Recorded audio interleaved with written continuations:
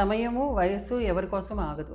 మామూలుగా మనం ఆడవారిలో వయసు పెరిగితే బిడ్డలు కలగరు అని అనుకుంటాం. కానీ మగవారిలో కూడా సేమ్ ఇబ్బందులే ఉండొచ్చు.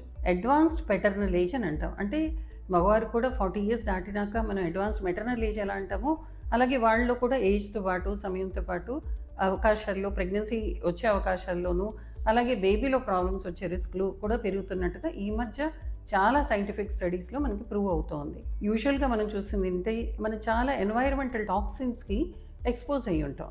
సో అట్లాగే టైం పెరిగే కొద్దీ కూడా ఈ మెన్కి ఎక్స్పోజర్ ఎక్కువ అవటం వల్ల ఎపిజెనెటిక్ మ్యూటేషన్స్ అని అంటాం. సో ఈ మ్యూటేషన్స్ రావటం వల్ల బిడ్డల్లో కూడా మ్యూటేషన్స్ వచ్చే పాసిబిలిటీస్, జెనెటిక్ అబ్నార్మాలిటీస్ వచ్చే రిస్క్లు కొంతవరకు పెరగటం అనేది కనిపిస్తూ ఉంది. అట్లాగే స్పర్మ్ కౌంటు, మొటిలిటీ ఇవన్నీ కూడా ఏజ్తో పాటు తగ్గుతూ ఉంటుంది చూస్తాం. అంటే చాలామంది అంటుంటారు ఏముంది 60 ఏళ్ల వాళ్ళలో కూడా పిల్లలు పుట్టినవి చాలా కామన్గా చూస్తాం అని. జరుగుతూ ఉంటాయి, జరగవని కాదు. కానీ ఈ అవకాశాలు 20 ఇయర్స్ 30 ఇయర్స్ ఉన్నప్పుడు ఉన్నట్టుగా 40 ఇయర్స్లో ఉండవు.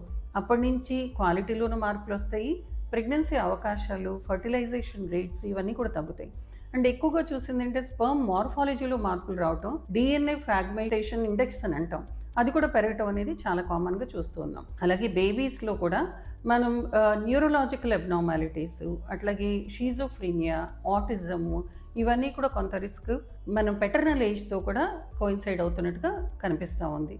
సో ముఖ్యంగా మనం తెలుసుకోవాల్సింది అంటే ఏజ్ రిలేటెడ్ రిస్క్లు ఉంటాయి కాబట్టి బిడ్డల కోసం ప్రయత్నం చేద్దాం అనుకున్నప్పుడు తొందరగానే చేయటం మంచిదా. మరి అలాగే అందరూ ఎగ్ ఫ్రీజింగ్ గురించి ఎక్కువ మాట్లాడుతున్నాం. అట్లాగే మగవారు కూడా ఇప్పుడే పిల్లలు వద్దు అనుకున్నప్పుడు చిన్న వయసులోనే కొంత హెల్దీగా ఉన్నప్పుడు స్పర్మ్ని ఫ్రీజ్ చేసుకుంటే దాన్ని ఏమైనా ఉపయోగించుకోవచ్చేమో, అది కూడా ఒక ఆలోచన.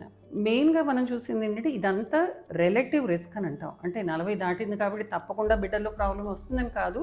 మనం యంగర్ ఏజ్ గ్రూప్ మెన్తో కంపేర్ చేస్తే రిస్క్ రిలేటివ్గా పెరుగుతుంది. అంతేకాని అబ్సల్యూట్ రిస్క్ తప్పకుండా పెరుగుతుందని కాదు. బట్ మనకు అవకాశం ఉన్నప్పుడు చిన్న వయసులోనే బిడ్డల కోసం ప్రయత్నం చేయటం చాలా వరకు మంచిది.